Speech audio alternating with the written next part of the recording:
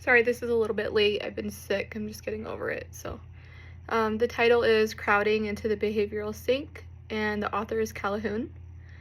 What psychological area does it cover? So, Calhoun's 1962 Crowding into the Behavioral Sink falls under the psychological area of social psychology and environmental psychology. This study, what was it about? So, the study examines how overcrowding affects behavior.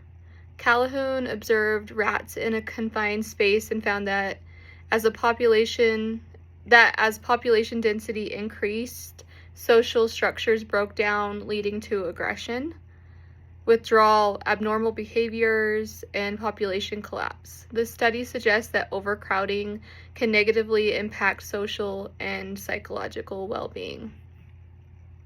So a brief abstract or overview of this study. So John B. Calhoun's Crowding into the Behavioral Sink studied how overcrowding affects social behaviors using rats. In a confined space with unlimited food and water, the rat population grew, leading to aggression, social withdrawal, maternal neglect, and abnormal behaviors.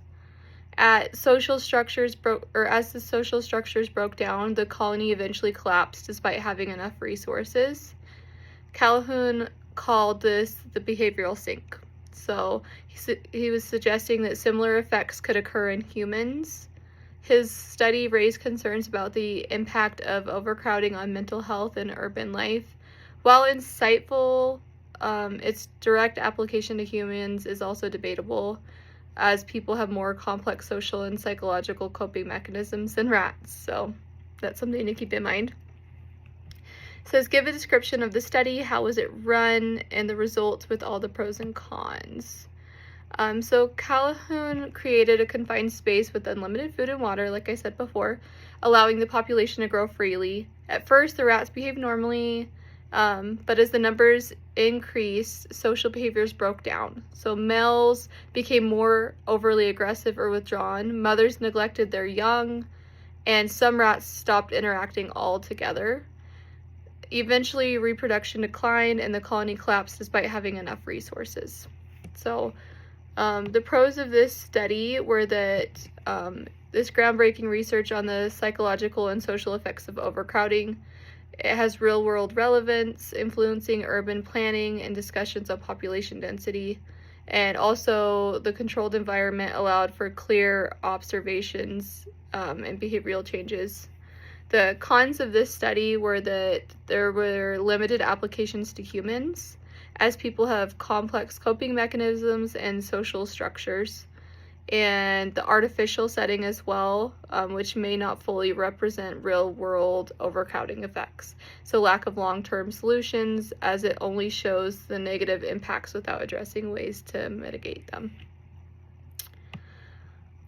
Does the study have value to you or anyone else in the class? Why or why not? So yes, actually, I think so. The study is valuable because it shows how overcrowding affects behaviors and stress, and it helps us understand how the environment shapes social interactions, which is important in psychology. While it may not fully apply to humans, it does raise important questions about mental health and the population density. Provide a real world application of this study. Something that comes to mind is just the application in urban planning and mental health research. Cities with higher population density like New York or Tokyo, they do often face issues like stress, aggression, and social isolation, similar to Calhoun's observations in the rats. This research has influenced how cities are designed, promoting green spaces, community areas, and and they also provide better housing. So that's something to consider as well. And then it says relate your study to the outside information, to modern outside information. So Calhoun's study relates to modern issues like overcrowding in cities, mental health and dense living environments, and social isolation.